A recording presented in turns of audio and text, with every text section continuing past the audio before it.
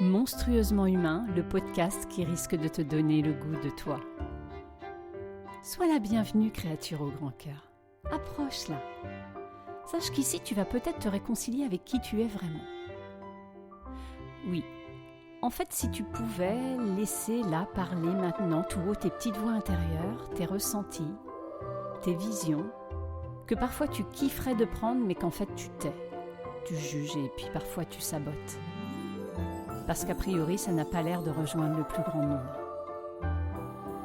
Alors moi, j'ai un rêve, c'est celui de participer à l'effondrement du mur de la norme. C'est un peu mon mur de Berlin à moi. Alors je dis stop, stop à cette recherche constante de l'approbation du monde pour valider notre existence. Stop à cette normopathie assassine. Bonjour monstrueusiens, c'est Audrey Jarnier, bienvenue dans Monstrueusement humain. Aujourd'hui, une nouvelle petite papote qui sera découpée en 2 parties. Je reçois Marie-Laure Sinimalé. Marie-Laure, c'est une femme qui aujourd'hui est coach systémique et praticienne en thérapie brève. Alors, à travers cette petite papote qui va permettre à Monstrueusement Humain de s'être téléporté jusqu'à Dubaï, et oui, si ça ce n'est pas hors norme, eh bien Marie-Laure, elle, va relever le challenge de s'exprimer à travers le micro de Monstrueusement Humain pour s'exposer un peu plus et, je pense, pour entrer aussi pour elle dans une nouvelle phase d'évolution et d'incarnation. Et puis pour moi, c'est l'occasion de te montrer que peu importe le parcours, même s'il est terriblement atypique et qu'il puisse nous paraître à nous de l'extérieur exceptionnel, eh bien, malgré cela, pour celui qui l'accomplit, à l'intérieur de lui persistent toujours des limitations, des croyances, des freins et parfois une difficulté même à réaliser le chemin accompli. Alors beau voyage en compagnie de Marie-Laure. Alors bonjour Marie-Laure. Bonjour Audrey. Alors je vais nous mettre dans le contexte. Donc, je reçois Marie-Laure Sinimalé. Je crois qu'on dit le « et », Marie-Laure. Hein. Exactement, Ouais. oui. J'ai regardé vite fait ce matin en ayant un doute, en me disant oh, est-ce que je dis bien le « et » ou pas. C'est un nom réunionnais, effectivement, et même si quand on écrit son nom avec les majuscules, l'accent tombe, en fait, il y a l'accent sur le nom et tu le prononces parfaitement. Merci beaucoup. Merci pour ce retour.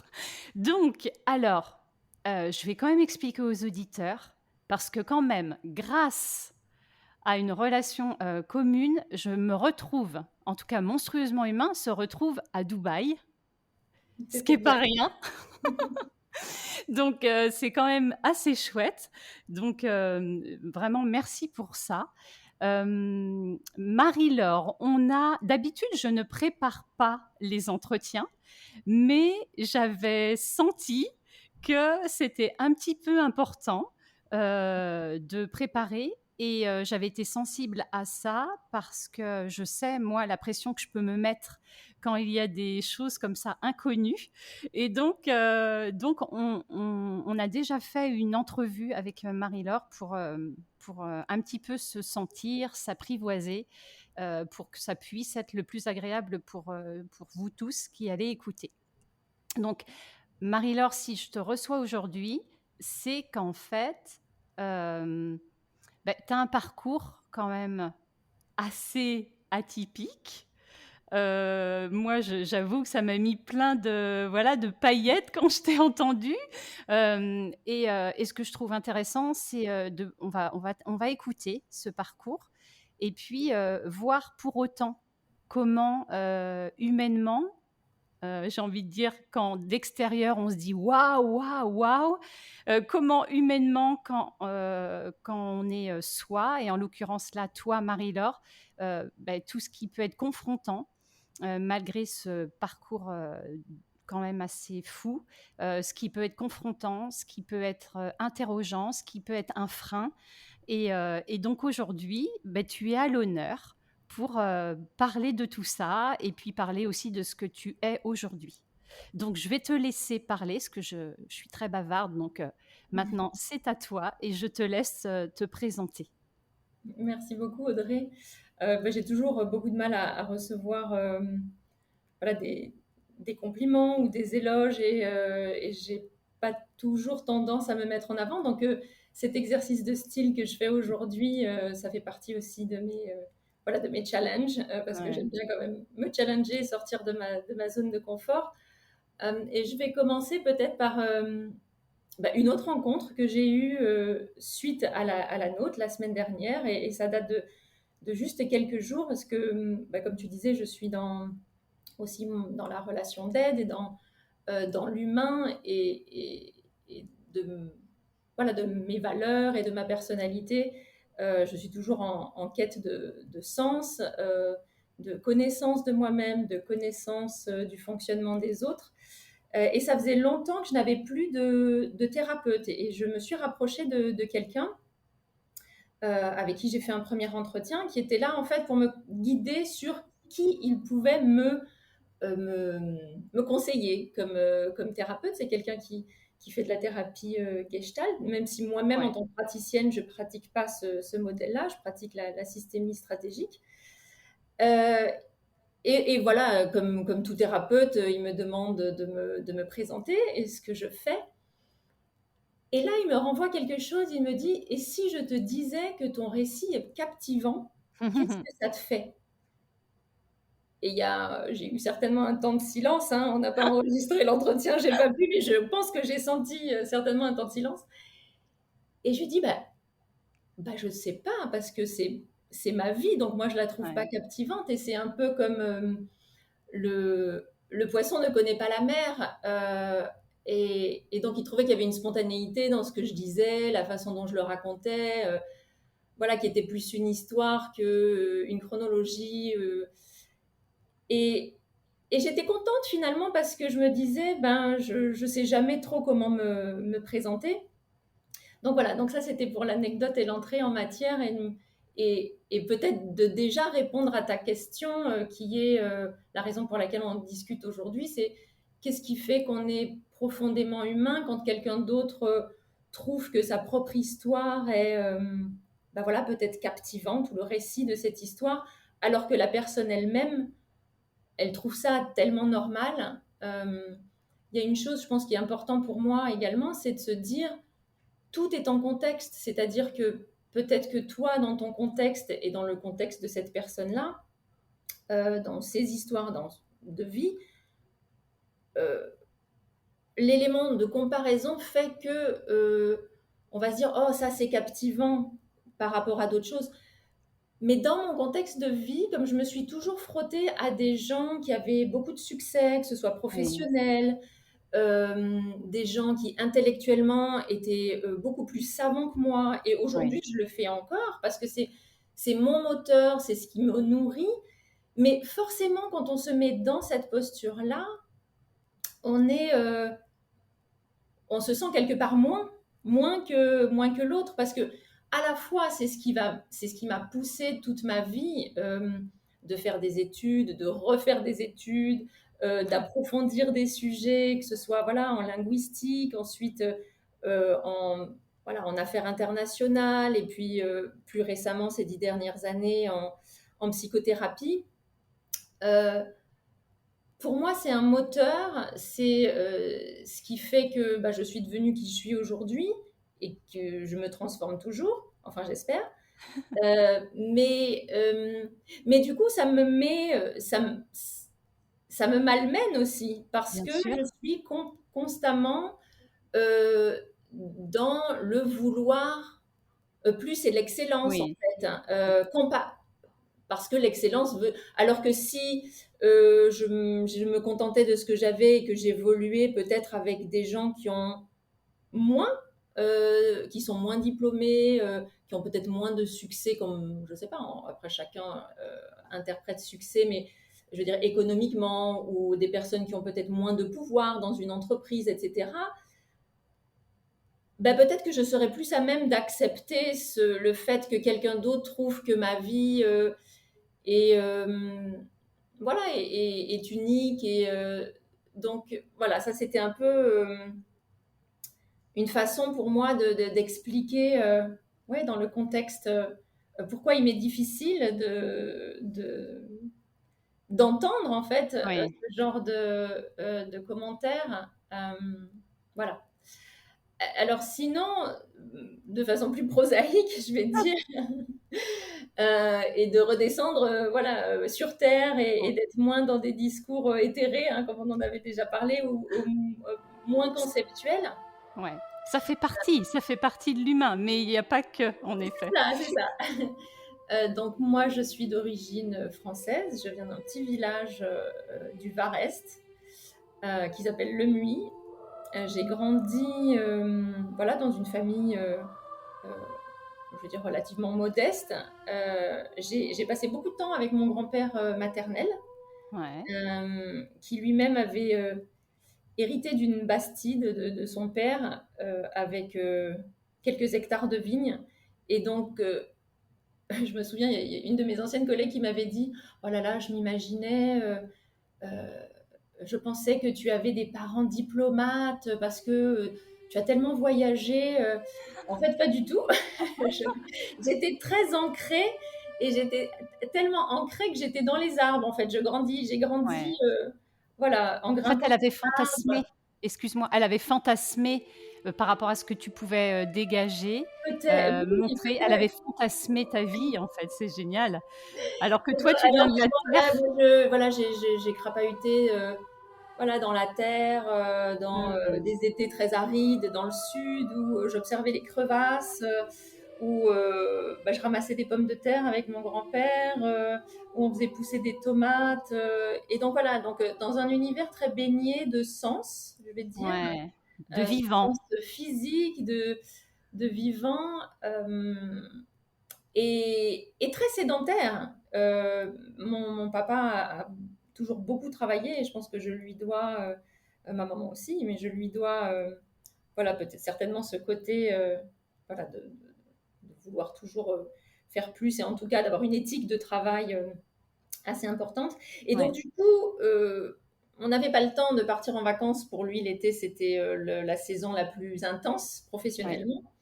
Euh, donc, je pense que je dois avoir le souvenir de peut-être deux, trois fois où on est parti, voilà, à la montagne, mais on n'est jamais vraiment parti en vacances.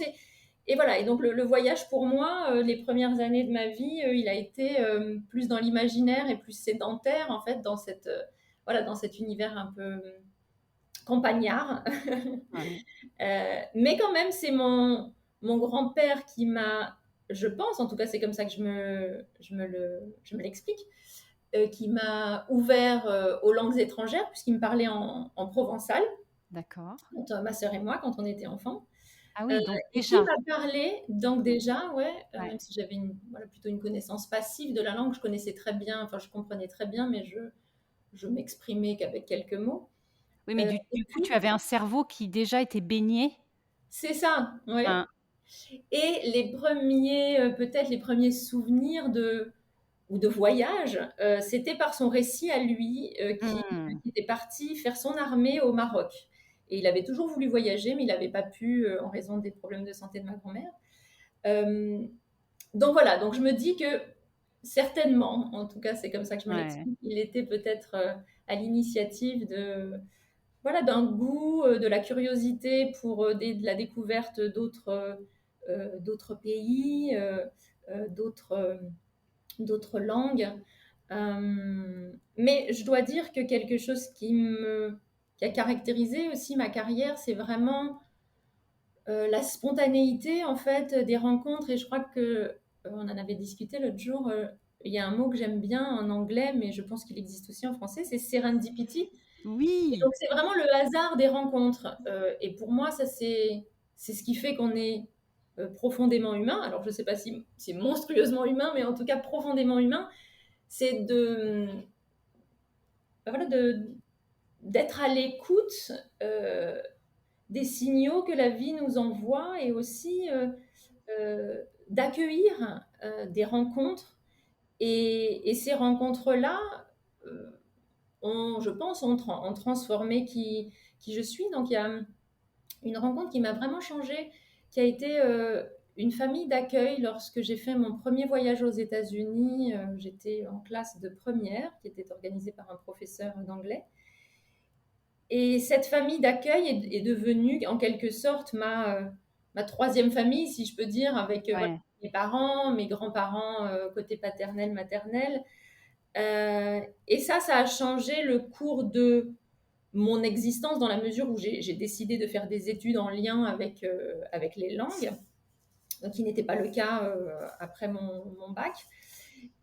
Et c'est vrai que ces personnes-là, comme elles vivaient quelque chose de forcément très différent de ce que moi je connaissais dans mon éducation, m'ont ouvert à un autre univers professionnel, un autre univers euh, culturel. Et c'est ce qui a fait que voilà, je suis partie après mes études de langue et de traduction aux États-Unis pour travailler dans un univers qui avait absolument rien à voir avec ce pourquoi j'avais fait des études. Et tu as quel âge à ce moment-là? Quand tu pars, tu as quel âge? Quand je pars, alors après mes études, je dois avoir. Alors, j'ai fait quelques stages d'été pendant mes études où j'allais aux États-Unis, en fait. D'accord, Plusieurs déjà, étés, oui. j'ai fait ça. Donc, en fait, à partir de 14 ans, j'ai commencé à entretenir un lien avec les États-Unis. Et à Ouais. l'époque, donc on parle de ça, c'est dans milieu des années 90. Donc, on était encore dans le monde, je vais dire, vraiment dans le rêve américain. Enfin, en tout cas, c'était. Oui, Je pense que l'Asie commençait à arriver, les gens qui oui. partaient. Moi, je me souviens des jeunes qui commençaient à s'intéresser à la Chine ou à l'Asie. Mais malgré tout, moi, j'étais très ancrée dans. Voilà, tu pars aux États-Unis et waouh, tu vis ton rêve américain, en fait. Ouais, ouais, ouais. On était, je crois, enfin, en tout cas, j'étais quand même bercée par ça à cette époque. Donc, si je peux me permettre, Oui. ce que je sens, en tout cas, c'est très marrant parce que on sent une vraie sérénité et un vrai enracinement familial, et en même temps, une vraie confiance et une possibilité de déployer ses ailes. Mhm. Parce que quand même à 14 ans, tu pars à l'étranger, j'ai envie de dire que voilà, c'est pas forcément chose acquise pour dans toutes les familles, ne Mhm. serait-ce que de laisser partir, son enfant, et je vais faire exprès un petit peu aussi, et d'autant plus sa fille quand même. Enfin, je pense que voilà, il y a des choses, donc ça me vient. Et puis pour le coup, tu pars, mais c'est très marrant parce que tu trouves à l'autre bout du monde d'autres racines. C'est-à-dire qu'en fait, tu tombes sur Mhm. un autre foyer, parce que dans ce que j'entends et ce que tu m'avais déjà dit l'autre jour, c'est que même en partant loin, tout compte fait, tu n'es pas déchiré parce que tu retrouves un noyau vraiment familial. C'est vrai, oui. Voilà, Mhm. je voulais juste te Oui, oui, déposer ça. oui. Oui, c'est intéressant ce que tu dis. Et euh, voilà, ces gens-là, donc j'ai perdu bah, la personne que j'appelais mon père américain il y a quelques années maintenant. Ouais. Mais ces personnes-là, du coup, ça se transmet puisque ils étaient là pour notre mariage, ils étaient là pour le baptême de mes enfants Ah en oui, ouais. France, à l'autre bout de la terre, parce qu'on s'est mariés à La Réunion, mon mari est réunionnais. Euh, et donc, il y a un vrai lien. Et pour la petite anecdote, j'ai deux garçons, 14 et 12 ans, et les deux jouent du piano maintenant. Et le petit, le plus jeune en tout cas, est en train d'apprendre Amazing Grace au piano. Waouh. Et la première chose, mais sans savoir, hein, enfin, c'est Ouais, certainement que le morceau est adapté à, à ouais, son, à parce son qu'il niveau doit de travailler. piano. Ouais. Mais tout de suite, il m'a dit, oh, il faut que j'appelle euh, Grandma Terry, puisqu'elle s'appelle comme ça, il l'appelle comme ça, pour qu'elle entende le morceau de Le piano. morceau.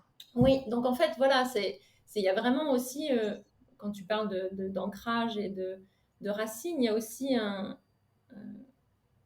oui, une transmission finalement avec mes enfants aussi. Et Ouais. donc ça, je trouve ça chouette et enrichissant. Et c'est vrai que par rapport à ce que tu disais sur le départ des 14 ans, euh, il y a quelque chose pour lesquels je serai toujours reconnaissante envers mes parents, c'est que même si eux-mêmes n'ont jamais vraiment voyagé et ils n'en ont pas forcément peut-être autant le goût que moi, je vais dire, Oui. ni Ouais. même les moyens, mais peut-être les moyens même émotionnels de Oui, le faire, bien sûr. et l'esprit d'aventure ou de se dire, oh là là, c'est tellement compliqué de se frotter à Ouais. des choses qui sont si différentes des nôtres. La Et bien capacité malgré tout, d'adaptation.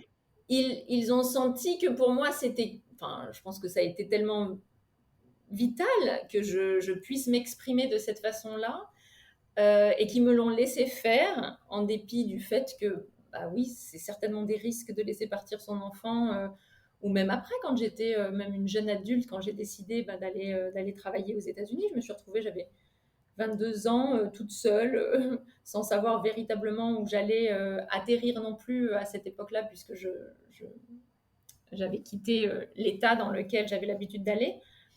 Euh, donc oui, donc pour eux, ça a dû être, je leur ai jamais posé la question, mais ça a dû être aussi voilà, une épreuve aussi à traverser, mais en tout cas, ils me l'ont laissé faire, et ça, c'est une véritable chance. Mm. Ouais, d'être capable, tu vois, vraiment de porter, de soutenir quelque chose Mhm. comme ça qu'on sent chez son enfant qui peut-être des fois est très loin de nous. Bah, c'est l'amour en fait, hein. Enfin, il y a pas d'autre mot, je crois et ouais, je trouve C'est ça. ça très, très ouais, très beau, Mm. très, très beau. Donc tu pars, heu, parce que pour le coup On va on faire parle fast forward après, ça va aller plus vite. donc tu arrives, pour, voilà, un début de on va dire de vie d'adulte aux Oui, de États-Unis, carrière, de oui, oui, oui. carrière Mhm. et alors? Parce que quand même là Ah oui, donc je me retrouve relativement jeune en fait, donc à travailler dans une industrie qui est l'aviation d'affaires, ouais, où je suis hôtesse de l'air. Alors sur mon visa, la raison pour laquelle j'ai pu obtenir le visa, c'est que j'étais une traductrice en vol. d'accord, Non, parce qu'il faut, voilà, c'est assez, pour ceux qui connaissent l'immigration américaine ou ceux qui la connaissent pas, c'est très, très spécifique et très pointu. Donc il faut pouvoir démontrer qu'on ne va pas prendre le travail oui, d'un je citoyen comprends. américain. OK. Il faut pouvoir le démontrer. Et donc parfois, voilà, il y a des très bons avocats là-bas et qui savent voilà, négocier ce genre de choses. Mais donc voilà, je me suis retrouvée, pour faire simple, hôtesse de l'air sur des jets privés. D'abord en freelance, je travaillais pour quelqu'un, puis très rapidement, euh, ça s'est arrêté. Et en fait, j'ai eu 3 expériences avec 3 employeurs différents, et donc expérimenté aussi ce qu'on peut voilà, vivre aux États-Unis, quand on nous dit du jour au lendemain, bah voilà, votre contrat de travail s'arrête aujourd'hui, et on se retrouve sans filet en fait. Ouais. Euh, donc ça, je l'ai expérimenté plusieurs fois. Et à chaque fois, je me suis dit, bon, bah voilà, je tente ma chance. Et encore une fois, voilà, au fil des rencontres et des discussions, ça a marché. Et j'ai fait ça pendant 5 ans, jusqu'au moment du 11 septembre à peu près, qui a changé quand même pas mal de choses voilà, dans le monde et puis pour moi aussi. Et je me suis dit, bah là, c'est un bon moment pour rentrer. Euh, et puis, j'avais fait le tour de la question des voyages, voilà, de cet univers quand même où on est très à la merci de, des desiderata d'une autre personne, ce qui a fonctionné très bien quand on est jeune. Oui, Mais voilà, j'ai pu vivre cette expérience qui était assez unique, parce que je pense qu'il n'y avait pas, ni même aux États-Unis, il n'y avait pas beaucoup de gens qui oui, faisaient ça, à mon âge en tout cas. ouais. Que j'ai pu le faire grâce à ma connaissance des langues, à les études que j'avais faites, et puis aussi voilà, les rencontres qui m'ont permis d'exercer ce métier-là. En faisant, assez, court, mais c'était combien, qu'on se rende compte un petit peu, par exemple sur une semaine, Mhm. c'était, combien de voyages? C'était où? Enfin, tu vois, il y a quelque chose comme ça où je me dis: «Waouh!» Alors, de façon assez les personnes pour lesquelles j'ai travaillé étaient relativement normales, je vais dire. Si tant est qu'ils avaient juste, en leur possession un avion plutôt C'est ça. en plus d'une voiture. Des Heu, moyens un peu plus voilà, conséquents. des moyens un petit peu plus développés, mais, et bon, c'est vrai qu'aux États-Unis, de toute façon, cette industrie-là est quand même beaucoup plus développée qu'en tout cas, en Europe. Ouais. De par les distances aussi, c'est plus facile. Mais je vais dire, ça dépendait. Moi, j'étais moi-même surprise que parfois on ne voyage pas plus. Donc, par exemple, mon deuxième employeur était basé à Las Vegas et moi j'étais, voilà, je travaillais, j'étais on, ce qu'on appelle de garde, hein, je cherchais le mot Oui, en français, de je garde pendant 15 jours. Et ensuite, je rentrais chez moi. J'habitais à Atlanta à cette époque-là. Et donc, je d'accord. faisais, donc, moi, comme on peut prendre, je sais pas, sa voiture pour aller au bureau, moi, mon bureau, Ouais. c'était Las Vegas. Donc, je partais en avion et j'allais à Las Vegas. Je vivais là-bas 15 jours. Mais parfois, pendant 15 jours, il se passait rien. Donc, c'était D'accord. très difficile comme période de vie. La première année, quand j'étais à Atlanta, moins. Mais ça pouvait être, je sais pas, une fois ou deux par semaine. Et puis ensuite, comme c'était des personnes qui avaient, on a tous nos habitudes, donc on savait que, voilà, peut-être une fois par mois, on allait aller à New York, peut-être que le week-end, on allait aller sur la petite île où ces gens avaient une maison et où ils passaient leur week-end. Que OK. l'été, ben, ils rentraient en France, en Provence, puisqu'ils avaient un domaine là-bas. Et c'est pour ça qu'ils avaient besoin de quelqu'un qui parlait français. Ah. Euh, donc voilà, donc c'était assez rythmé par finalement quelques voyages, bah, comme nous, on peut les faire peut-être deux, trois fois par an, des voyages, je vais dire, extraordinaires où vraiment on part en vacances peut-être à Oui. l'étranger, où on va se retrouver, je sais pas, dans les îles, dans les Caraïbes ou ailleurs. Et puis ensuite, bah, quand ils étaient en France, quelques voyages, voilà, un petit voyage en Italie ou des choses comme ça. Mais pas finalement, et ça avait été ma surprise, pas de façon Ouais. extravagante. En tout cas, moi, je considère que j'ai eu la chance de travailler pour ce genre de personnes qui, voilà, à part avoir des moyens un peu plus importants que les miens ou les nôtres, avaient une vie relativement normale finalement. Ouais, et c'est intéressant que tu dises ça, qu'il y avait quelque part, c'est pour autant, ils n'en abusaient pas. Enfin, tu vois, Non. le fait d'avoir un jet, privé, Mhm. que quelque part, ça n'est enfin, il n'y avait pas d'équivalence d'abus, en fait, à l'utiliser, Non, tout à sans fait. arrêt, en fait. Mhm. C'est Ouais, vrai c'est qu'à int l'époque, c'était l'époque des pagers aux États-Unis, où on avait ces petits, il n'y avait pas de téléphone portable, et on ouais. avait ce petit appareil qui bipait Ah oui, avec, voilà, ça date, oui, hein, on comme des oublie ces astreintes, choses-là. tu sais, C'est comme ça, les bips, pour les hôpitaux. Enfin, moi, du coup, exact. tu vois, avec ma casquette d'ancienne soignante, C'est ça. ce qui me vient, c'est ça, c'est le bip, hospitalier. Et donc, je me retrouvais, il m'était arrivé en pleine course au supermarché d'entendre le bip et il fallait qu'on parte dans les 2 heures. Donc, voilà, on Waouh! rentrait, on faisait notre bagage et puis on repartait et on se retrouvait à l'aéroport pour partir. Mais voilà, donc c'est quelque Ouais, chose, voilà, voilà, qu'on peut faire un certain temps, en tout cas pour moi, euh, mais qui est plus difficile pour le long terme. oui. Malgré tout, les pilotes avec qui je travaillais et qui étaient devenus des membres aussi de la famille, puisqu'on vivait vraiment ensemble pendant parfois de longues semaines. Euh, Bah pour le coup, eux avaient déjà des familles et des enfants, C'est ça. et ils Mmh. ont fait ça toute leur vie, puisque c'était leur métier. Mm. Ouais.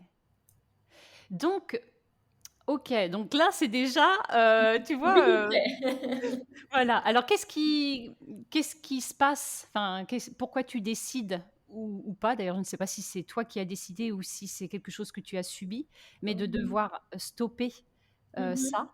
Je pense qu'il y a eu un contexte de choses, qu'il y a eu, comme je l'ai indiqué, au niveau, voilà, de ce qui se passait dans le monde à la suite des événements du 11 septembre. Et j'étais en France, on était en voyage justement avec notre patron à l'époque en déplacement à Paris.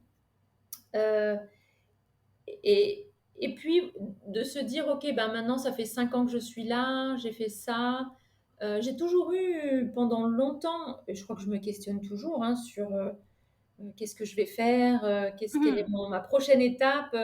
Donc il y a toujours eu voilà ce questionnement et je pensais que là, à ce moment-là, j'avais déjà fait le tour de la question. Je commençais un petit peu voilà, à m'ennuyer et puis être d'astreinte comme ça. Et il y a eu aussi quelque chose de très pragmatique qui était, j'avais négocié un contrat de 2 ans pour Las Vegas où on m'autorisait en fait à ne pas vivre à Las Vegas, à ne pas être basé là-bas. D'accord. Autorisé, on me finançait en fait mes déplacements d'Atlanta à Las Vegas. Et au bout de ces 2 ans, il a fallu que j'obtempère et que je prenne une décision. Donc voilà, il y a eu un contexte qui a fait que, à la fois contractuellement, j'avais une décision à prendre, les événements mondiaux aidant, plus le fait que ça faisait quand même quelques années que j'exerçais cette profession et que j'avais voilà, d'autres aspirations, ont fait que mon ami de l'époque et moi-même avons décidé voilà, de rentrer. Et ça a été Paris, puisque c'était un peu euh, la logique pour rentrer en France, pour retrouver du travail. Donc on est parti dans la capitale. D'accord. Et alors là, quelle bifurcation ou quelle opportunité pour toi? Ouais, alors bah, je pense que j'ai fait une petite incursion dans le même univers parce que c'était la logique, il fallait bien que je paye le loyer et que je Ouais. travaille. Donc je me suis dit, bon, ben, on va essayer. Et puis très vite, je me suis dit, non, là, ça a marqué le coup d'arrêt. Clairement, c'était non, il fallait que je change. Donc après, ben, voilà, recherche de travail un peu plus basique, je vais dire. Euh, mais j'ai retrouvé un poste quelques mois après mon arrivée dans une ambassade, l'ambassade de la République de Corée, au service économie. Alors j'avais fait déjà quelques stages, notamment aux États-Unis, dans l'ambassade. Et donc, je me suis retrouvée voilà, à travailler pendant 1 an. Et j'ai décidé de reprendre mes études à ce moment-là, puisque je me suis dit, bon, bah, pour finalement effacer le stigmate de l'hôtesse de l'air, Alors, ouais, ça c'est il intéressant fallait que il fallait que je fasse autre chose, en fait. parce que qu'est-ce que quand tu parles de stigmate, parce que moi Mhm. je sais un petit peu derrière, Mhm. heu, c'est parce que c'était quoi? Ça renvoyait quoi en fait d'avoir été hôtesse de l'air par rapport à l'extérieur? Ben, je crois, je ne sais pas si c'est par rapport à l'extérieur, parce que finalement, les gens, ça ne les dérange pas. D'accord. Mais c'est Alors plus toi moi que ça dérangeait. ouais. C'était cette idée que, voilà, l'hôtesse de l'air, en plus sur des jets privés aux États-Unis, des questions sur ah, mais est-ce qu'on t'a pas voilà, fait des demandes Oui, le fantasme de presque oui, être un objet, c'est ça. ouais. Euh, et puis, je crois qu'il y avait quelque chose que moi-même, j'aimais pas forcément, mais qui était associé à voilà, le manque peut-être d'utilisation de l'intellect, je vais dire, pour le dire assez directement, Ouais. qui me manquait. Et de me dire je suis associée à ça, enfin, ça me convenait pas du tout. Euh, Il y avait une exigence en fait oui. interne qui te Mhm. demandait, d'évoluer. En tout cas, d'aller nourrir une part, plus intellectuelle. Oui. Heu, Et OK. je me disais, voilà, j'ai fait toutes ces études et j'avais soif toujours voilà, d'apprendre encore. Et Oui, l'éternelle étudiante. ouais, c'est ça, c'est formidable et c'est à la fois un fardeau. Ouais, je comprends. Et donc, je pense que ça m'a vraiment poussée. Je me suis dit, il faut que je sorte de ça.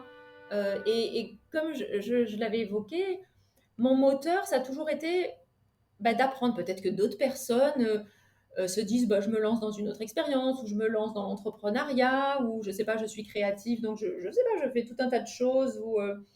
Mais moi, non, ma porte d'entrée pour quelque changement que ce soit, ça a toujours été, bah, je dois apprendre.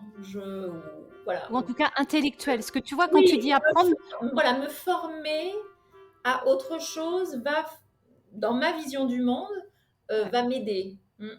ouais, mais sur un plan intellectuel parce Oui, qu'en oui. fait apprendre, on peut apprendre tu vois, on Oui, peut susciter stimuler plein d'intelligence.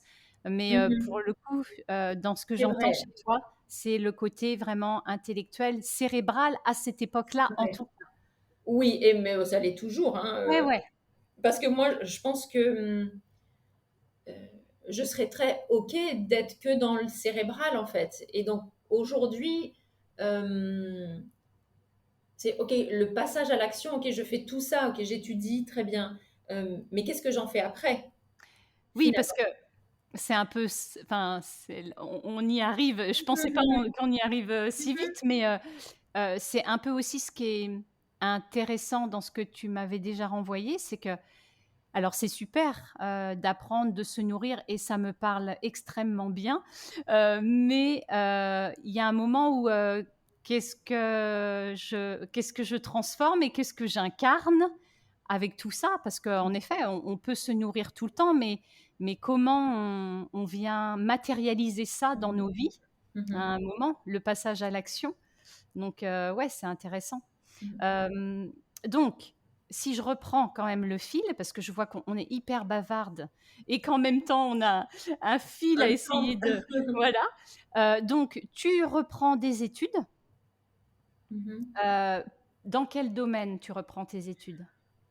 Alors si je me souviens bien, mon diplôme, à la Sorbonne, c'était en projet international et langues. D'accord. Donc voilà, donc il y a toujours eu, les langues, et je me disais que, bah, voilà, projet international, je venais de vivre aux États-Unis, ça allait bien, fallait Alors, que ça colle quand même, qu'il y ait une certaine logique avec, cohérence. déjà pour être une cohérence, pour être déjà admise, et puis pour ensuite, essayer de déboucher sur quelque chose, voilà, qui allait allier, des domaines quand même d'intérêt qui étaient toujours les miens, qui étaient, bah, de travailler à l'international, ou en Mmh. tout cas, en prise avec d'autres cultures aussi. Mmh. Donc quand tu dis ça, parce que moi c'est un monde que je ne connais pas du tout, Mmh. projet international, ça veut dire que ça te met, plutôt dans des secteurs ça t'oriente dans des secteurs, d'affaires? Oui, oui, Oui, oui, oui, oui. ouais, Donc le programme, à l'époque, était relativement généraliste. C'est un peu, hem, voilà, c'était un peu comme un mini, MBA, hein. Donc où ouais, on couvrait en fait tout un tas de domaines, qui allaient, de la macroéconomie, à la finance, compta, les incoterms. Je me souviens d'un vaguement de samedi matin aller, en cours pour apprendre, voilà l'import-export, hein, enfin le ouais, métier OK. d'import-export. Hem, j'ai d'anciennes, amies du DESS, bah, pour le coup, elles qui sont devenues traductrices, d'autres qui travaillent, en institutions, européennes, d'autres en entreprise. Donc voilà, c'était vraiment très vaste, et chacun, comme un petit peu quand même pas mal de diplômes universitaires, où finalement chacun peut en faire, ce qu'il veut, Ouais. selon les désirs et les opportunités, je pense. Alors, tu fais ça et ça t'emmène où? Alors Ça là, t'emmène je vais dire, j'ai fait une parenthèse un peu plus, oh, pas ordinaire, mais dans une fédération et ensuite dans un organisateur de salon, donc avec des postes, voilà, plutôt communication, oui, marketing, mais toujours avec un aspect international. Voilà, ça a duré 3 ans. Et puis, suite à une rupture amoureuse, bah, finalement, je me suis dit, bah, là, je suis un peu plus libre aussi. Et de fil en aiguille, par, par connaissance, d'amis, chez qui allée passer un week-end en Suisse, je me suis retrouvée à Genève à travailler pour une école américaine, donc une école de management, où on organisait des programmes de formation pour les cadres supérieurs d'entreprises. Mais c'était des formations, enfin ce sont toujours des formations qui sont établies sur mesure en fait pour les besoins de stratégie de développement des talents de ces entreprises-là. Et donc là, alors finalement, je me suis retrouvée dans cet univers et ça faisait coïncider en fait tout ce qui m'avait composé jusqu'à présent, mais tout ce que j'aimais. C'est-à-dire que là, j'étais encore une fois dans l'international et je savais que j'allais voyager avec ce type de poste. Il y avait tout l'intellect, parce que je travaillais auprès de professeurs, voilà, dans une école. Et il y avait le monde de l'entreprise avec tous les défis qu'une entreprise peut rencontrer et l'humain. Donc le développement finalement de l'humain à travers l'éducation, à travers l'apprentissage. Ouais. Donc c'était un peu là, la boucle était bouclée et je me suis sentie, pour le coup, un peu comme un poisson dans l'eau, voilà, Et pendant 10 ans. Donc dis ça. j'étais à Genève de 2005, ouais, jusqu'à 2015 quasiment. Voilà, j'espère que cette première partie auprès de Marie-Laure t'aura fait voyager et puis qu'elle t'aura éclairé sur la perpétuelle quête d'évolution de Marie-Laure. À très bientôt pour la deuxième partie. À bientôt.